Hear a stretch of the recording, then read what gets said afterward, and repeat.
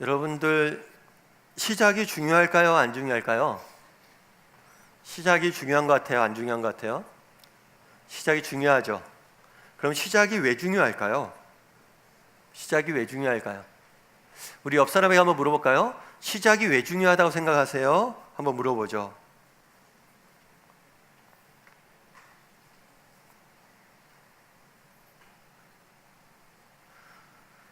우리가 시작이 반이란 말이 있습니다. 그러니까 시작하기가 어렵지 시작하면 그 다음은 쉽다는 거죠. 실제로 로켓 같은 경우에는 우주나 하늘로 쏘아 올릴 때 자기가 가진 에너지의 50% 이상을 이륙하는 데 쓴다고 합니다. 그래서 어떤 특정 궤도에 올라가면 자연스럽게 간다는 거죠. 그런 면에서 시작을 하는 것, 시작은 중요합니다. 그런데 시작이 더 중요한 이유가 있어요. 그건 뭐냐면 어떻게 시작하느냐예요. 시작할 때 작은 차이지만 그게 그 결과엔 굉장히 큰 차이를 만듭니다. 따라서 어떻게 어디서 시작하느냐, 그것이 굉장히 중요한 문제입니다. 오늘 본문은 예수님이 이 땅에 오셔서 처음 공생의 사역을 시작하는 장면이에요. 처음으로 예수님이 이제 본격적인 사역을 시작합니다. 그럼 예수님께서 어디서 어떻게 사역을 시작하셨냐는 거예요. 저는 오늘 여러분과 함께 이 부분에 대해서 좀 살펴보길 원합니다. 예수님께서 이 땅에 오셔서 어떤 사역을 어디서 어떻게 시작하셨는지, 이를 통해서 우리가 알 수 있는 것은 무엇인지, 이를 통해서 정말 예수님을 믿는 사람으로서 우리는 어떻게 살아야 될지에 대해서 여러분과 몇 가지 이야기를 나눠봤으면 좋겠습니다. 첫 번째로 갈릴리 해변에서입니다. 예수님은 사역을 갈릴리 해변에서 시작하셨어요. 우리 18절 말씀을 다시 한번 읽어보았으면 좋겠습니다. 같이 읽겠습니다. 갈릴리 해변에 다니시다가 두 형제 곧 베드로라 하는 시몬과 그의 형제 안드레가 바다에 금을 던지는 것을 보시니 그들은 어부라. 예수님께서 30년 동안 몫으로 생활하셨습니다. 개인적인 삶을 사셨어요. 그리고 30년이 지난 다음에 이제 공적인 생애를 시작하십니다. 이제 본격적으로 정말 하나님의 아들로서의 사역을 시작을 하세요. 근데 그 사역을 시작하기 전에 남부지방에 내려가서 세례 요한에게 세례를 받습니다. 그리고 광야에 들어가서 시험을 당하십니다. 그런 다음에 다시 갈릴리로 와서 본격적인 사역을 시작합니다. 그렇다면 왜 예수님께서는 갈릴리에서 사역을 시작하셨을까요?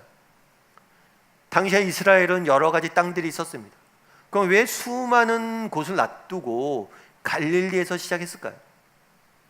갈릴리는 도대체 어떤 곳일까요? 우리가 함께 읽지는 않았지만 15절과 16절 말씀을 보면 이런 말씀이 있습니다. 우리 오늘 본문 바로 앞에 나와 있는 15절 16절 말씀입니다. 우리 같이 한번 15절 말씀과 16절 말씀을 같이 한번 읽어보았으면 좋겠습니다. 같이 읽겠습니다. 스불론 땅과 납달리 땅과 요단강 저편 해변길과 이방의 갈릴리여, 흑암에 앉은 백성이 큰 빛을 보았고 사망의 땅과 그늘에 앉아있는 자들에게 빛이 비쳤도다 하였느니라. 예수님께서 갈릴리에서 사역을 시작하셨어요. 예수님은 어린 시절에 나사렛이라는 동네에서 30년 동안 지내셨습니다. 이 나사렛은 갈릴리에 있었어요. 그렇기 때문에 자기가 자란 지역에 가서 사역했구나라고 생각하기 쉽습니다. 하지만 그렇지가 않아요. 예수님께서 갈릴리에 사역하신 것은 이미 예수님이 이 땅에 오시기 전에 수백 년 전에 예언되어 있던 말씀입니다. 그 예언에 뭐라고 되어 있었냐면 스불론 땅과 납달리 땅과 요단강 저편 해변길과 이방의 갈릴리여, 너희에게 빛이 비추었다 이야기하고 있습니다. 이곳에서 사역할 거라고 이야기를 했어요. 여기 본문에 나오는 스불론 땅과 납달리 땅과 갈릴리 땅은 전부 다 이스라엘 북쪽 지방에 있는 곳입니다. 그런데 이 지역에 대해서 어떻게 설명되어 있냐면 그냥 갈릴리라고 부르지 않고 어떻게 불렀냐면 이방의 갈릴리여 불렀어요. 그리고 또 어떻게 불렀냐면 그 뒤에 흑암에 앉은 백성이 라고 불렀어요. 그 다음에 뭐라고 불렀냐면 사망의 땅, 그늘에 앉은 자. 갈릴리 땅에 대해서, 이 지역에 대해서 어떻게 표현했냐면 이방의 갈릴리, 어둠이 내린 곳, 죽음이 내린 곳, 그늘진 곳이라고 표현하고 있습니다. 당시 이스라엘 땅은 크게 3등분할 수 있습니다. 남부지방과 중부지방과 북부지방. 남부지방은 정통 유대인들이 모여 살았던 곳이에요. 근데 북부지방은 로마와 가깝기 때문에 로마의 문화를 받아들였습니다. 그래서 로마화되었어요. 그래서 어쩌면 이방의 갈릴리라는 표현이 맞을지도 모릅니다. 그래서 그 당시에 정통 유대인들은 어떤 생각을 했냐면 북쪽에 있는 땅을 천대시했어요.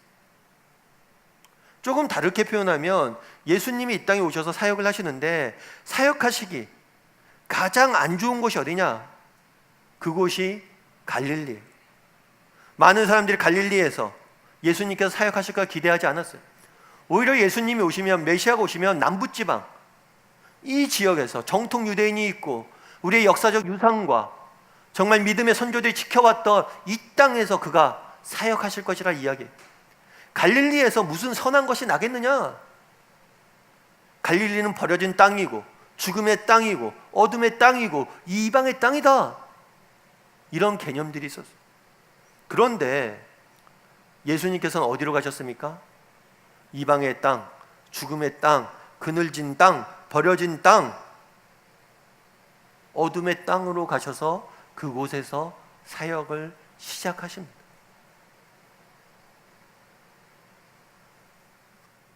오늘날 기독교에 대해서 많은 사람들이 독선적이라고 이야기를 좀 합니다. 그럼 과연 기독교가 독선적일까요? 세상에 다양한 종교들이 있습니다. 그런데 이 대부분의 이 땅에 있는 사람들이 만드는 다양한 종교들은 종교의 발생지를 벗어나지 못했어요.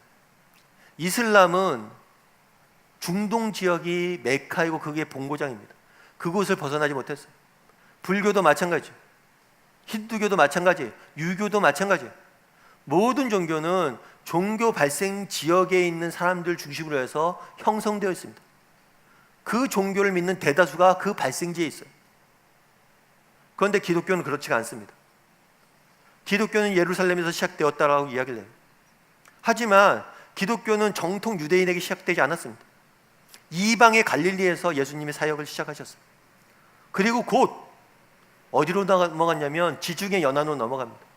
지중해 연안을 로마인들이 기독교를 받아들였어요. 로마는 이방인이고 기독교를 대적하는 사람들이라는 그 야만인 취급했던 사람들이 기독교를 받아들였어요. 그 다음엔 누가 받아들였습니까? 북부의 게르만족, 북부의 야만인이고 사람을 잡아먹는다고 소문났던 폭력적이라는 게르만족이 기독교를 받아들였어요. 그 다음엔 누가 받아들였습니까? 그 다음엔 아메리카 신대륙 버려진 땅에 사람들이 기독교를 받아들였어요. 그 다음에 지금 누가 받아들이고 있습니까? 아시아와 라틴 아메리카와 아프리카가 기독교를 받아들이고 있습니다. 다른 모든 종교들은 자기가 발생한 지역의 문화권을 벗어나지 못합니다. 하지만 기독교는 인류 역사상 가장 많은 문화권의 사람들이 가장 다양한 생각과 다양한 사상과 다양한 삶들을 살았던 사람들이 받아들이고 있어요. 그만큼 기독교는 문화적 수용성이 큽니다. 기독교는 우리가 가르쳐야 될 핵심적인 진리가 있지만 자신이 믿고 살아가는 방식에 있어서는 커다란 자유를 허락해요. 아니, 기독교는 정말 다양한 사람들이, 다양한 생각을 갖고 살아왔던 사람들이 동일하게 여기에 진리가 있다라고 말하는 종교입니다. 그런 의미에서 기독교는 세상에서 가장 폭넓은 세상을 바라보는 시각이에요. 왜냐하면 그만큼 많은 다양한 사람들이 기독교라는 렌즈를 가지고 보기 때문에. 그런데 단순히 기독교는 다양한 사람들이 받아들이지 않았습니다. 기독교 자체는 중심이 이동해요. 처음엔 유대인들이 중심이었습니다. 곧 로마인들이 중심이 돼요. 곧 북부의 게르만족이 기독교의 중심이 됩니다. 곧 아메리카 사람들이 기독교의 중심이 됩니다. 지금은 기독교의 중심이 누구입니까? 아시아와 아프리카. 그날에 예수님께서는 버려진 땅, 어둠에 있는 사람들, 정말 버려진 땅, 죽음의 땅에서 사역을 시작합니다. 그리고 기독교는 계속해서 낮은 곳으로, 버려진 땅으로 계속해서 전진해 나가요. 그리고 그 결과 오늘날 전 세계가 기독교를 받아들였어요. 그럼 왜 하나님께서는 이방의 갈릴리에서 시작하셨을까요? 여러 가지 이유가 있을 거예요. 그런데 아마 이런 이유가 아닐까 싶어요. 정말 내 아의 부족함을 아는 사람들, 나의 연약함을 아는 사람들, 그런 사람들이 하나님을 훨씬 더 의지하기 쉽기 때문입니다. 낮은 자들, 연약한 자들, 부족한 자들, 스스로에 대해서 그렇게 정말 내가 부족하고 연약함을 인정한 사람들, 그 사람들이 훨씬 더 하나님을 의지하기가 쉽기 때문에. 달리 이야기하면 하나님은 지금 어떤 사람을 찾습니까? 우리는 예수를 믿는 사람으로서 어떤 사람이 되어야 됩니까? 정말 우리의 부족함과 연약함을 알고 정말 하나님 온전히 의지할 줄 아는 사람, 그런 사람이 되어야 됩니다. 박진석 씨라는 분이 계세요. 이분은 부갑상선 기능 항진에 의한 각피석회화증이라는 특이한 병에 걸립니다. 다르게 표현하면 몸에 칼슘이 많은 거예요. 그래서 온몸이 석회처럼 굳어지는 거예요. 몸이 점점 굳어져 가는 거예요. 8살, 어렸을 때 이 병에 걸렸는데 8살 때 다리를 절기 시작합니다. 다리가 굳어지면서. 그리고 초등학교 졸업하자마자 자리에 누워서 꼼짝달싹 못하게 돼요. 평생을 돌처럼 누워있어요. 굳어진 채. 사실 그 삶이 무슨 의미가 있겠습니까? 그 삶이 얼마나 절망스러웠겠어요.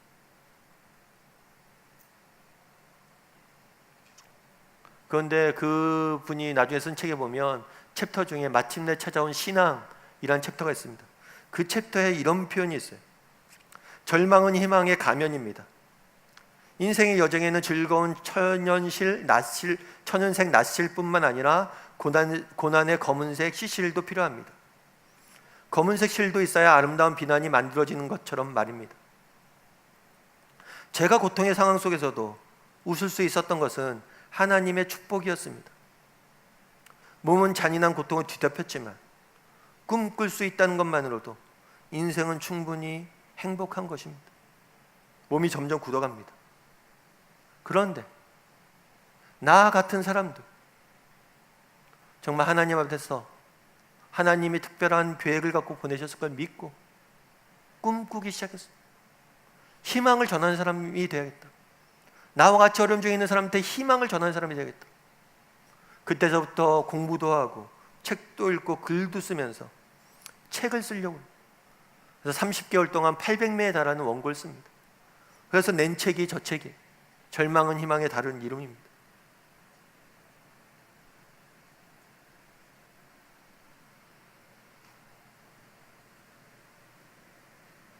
몸은 잔인한 고통을 뒤덮였지만 꿈꿀 수 있다면 그날의 그 땅에 흑암에 앉은 백성이 큰 빛을 보았고 사망의 땅과 그늘에 앉은 자에게 빛이 비추었도다 이야기합니다.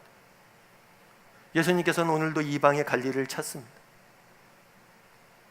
그리고 예수 그리스도가 보여주신 빛을 쫓아올 사람들을 찾습니다. 바라기는 우리 다음의 식구들이 정말 우리의 부족함과 연약함을 깨닫고 하나님을 의지할 줄 아는 사람들이 되었으면 좋겠습니다.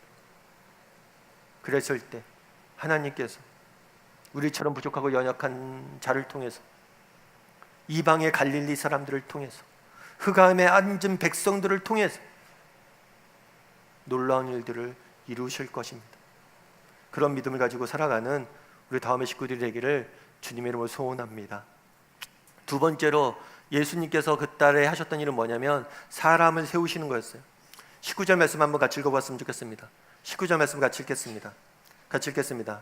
말씀하시되 나를 따라오라 내가 너희를 사람을 낚는 어부가 되게 하리라 하시니.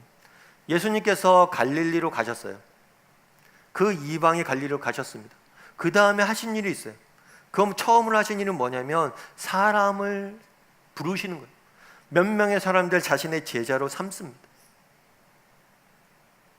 예수님이 이 땅에서 보낼 시간들은 길지 않아요.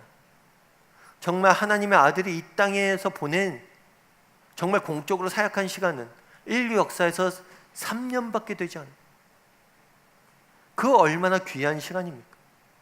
얼마나 그 값진 시간입니까?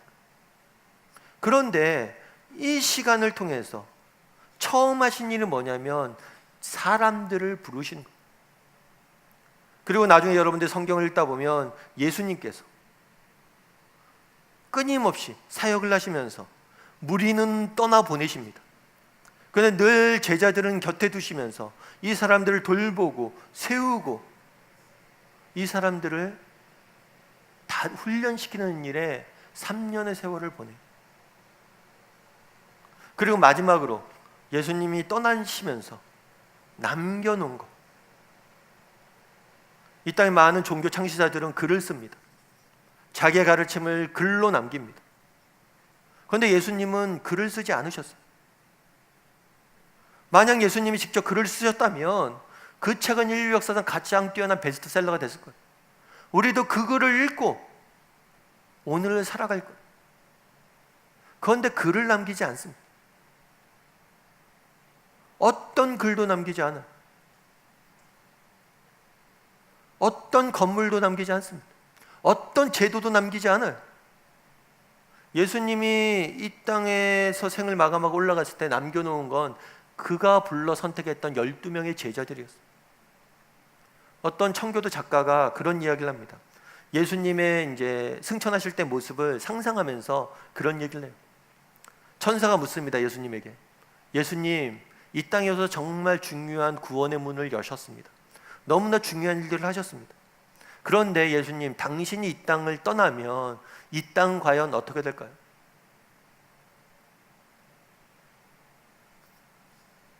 당신이 그냥 이렇게 떠나도 됩니까? 그러자 예수님이 답합니다. 아니다. 내가 12명의 나의 제자들을 이 땅에 남겨두었다.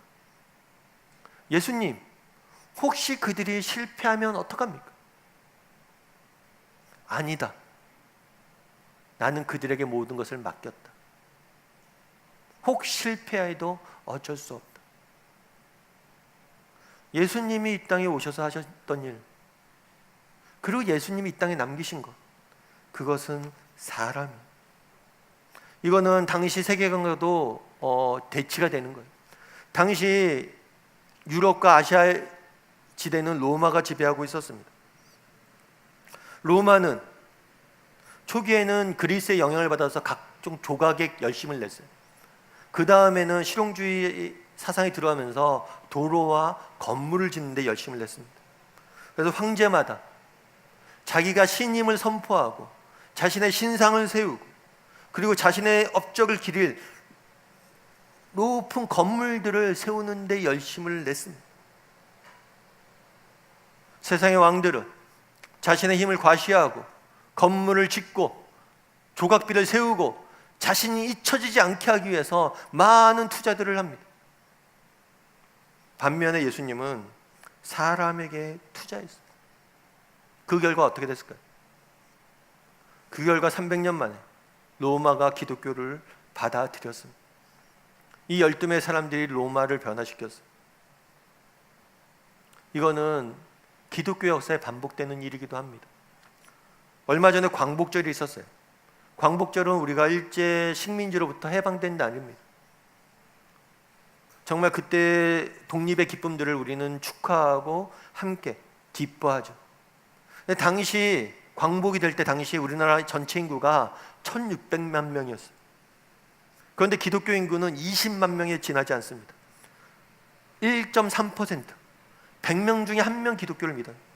그런데 이 기독교인들이 조국의 독립과 광복을 위해서 누구보다도 중추적인 역할을 합니다. 3.1절 때 3.1 만세운동이 있고 독립선언문이 작성이 됩니다. 독립선언서를 작성한 민족대표 33명 중에서 16명이 기독교인입니다. 그리고 3.1 만세운동이 일어난 다음에 일제가 대대적인 탄압을 합니다.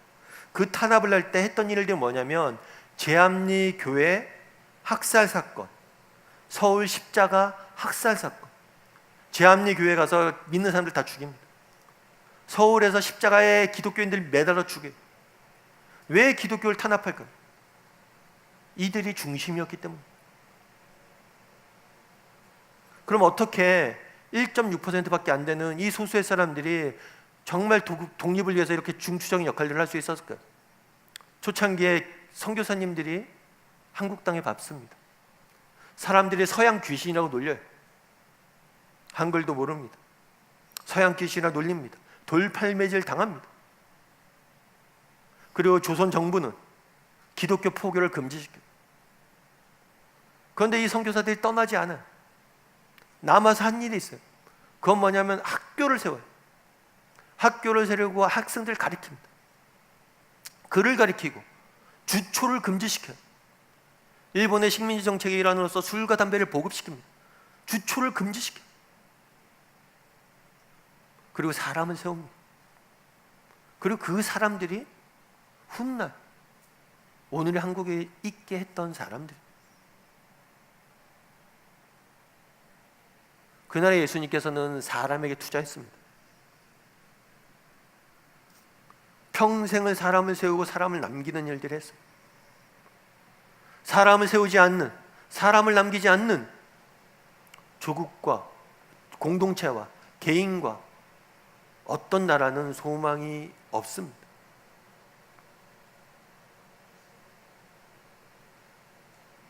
그럼 어떻게 사람을 세울 수 있을까요?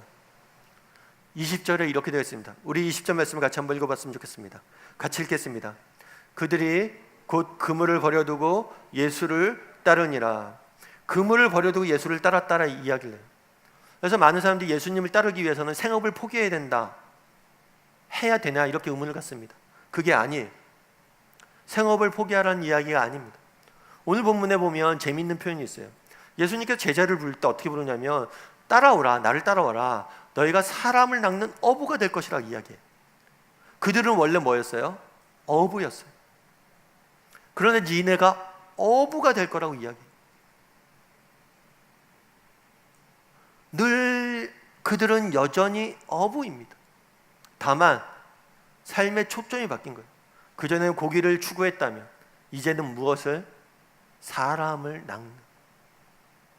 그날에 예수님께서 이 땅에 오셔서 하신 일이 무엇입니까?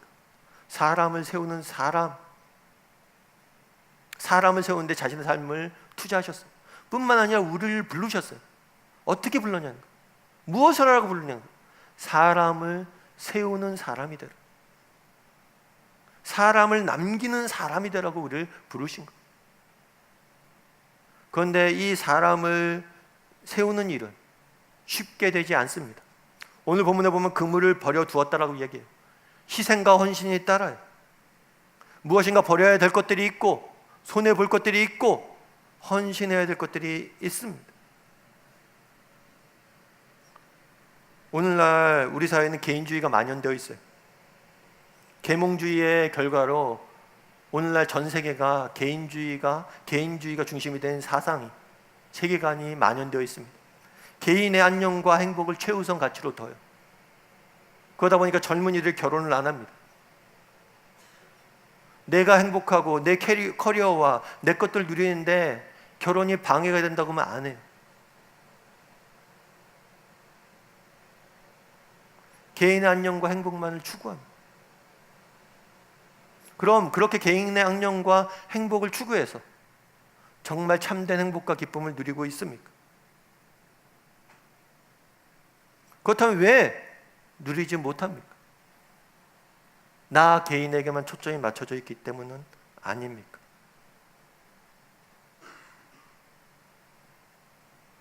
그날에 예수님께서는 말합니다. 사람을 세우는 사람이 되라고. 그런데 거기엔 반드시 희생과 헌신이 따릅니다. 그냥 거저되지 않아요.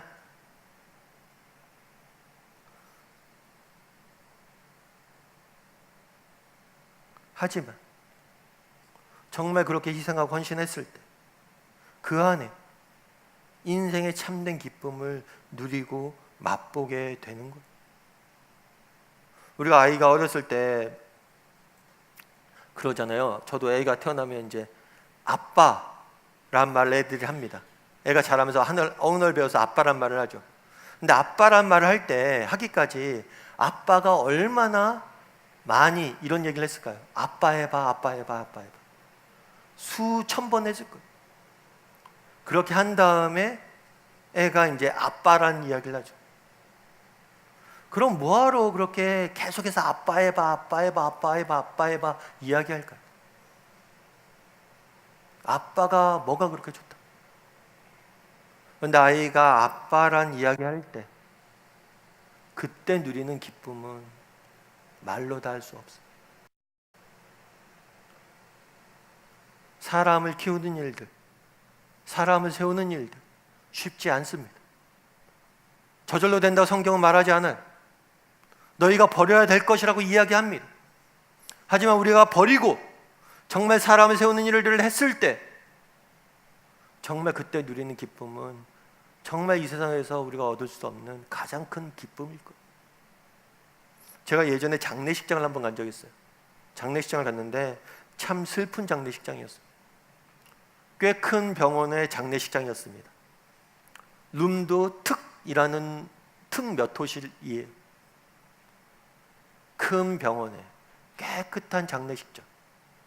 그리고 선산에 묻혔어요. 선산에 좋은 곳에. 관도 제일 좋은 관으로. 제가 그때 웅굴해서 아는데 관은 비쌀수록 무겁다고 그러더라고요. 큰 병원, 쾌적한 장례식장, 잘 꾸며진 선산, 값 비싼 관. 그런데 그 장례식장은 정말 슬펐어요. 왜냐하면 사람이 없어요.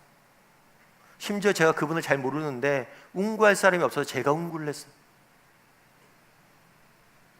울어줄 사람이 없습니다.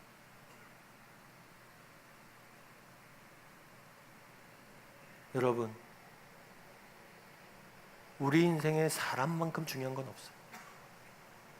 그날에 제자들 부르셨습니다. 어부가 사람을 낚는 어부가 되라고 사람을 부르셨어요.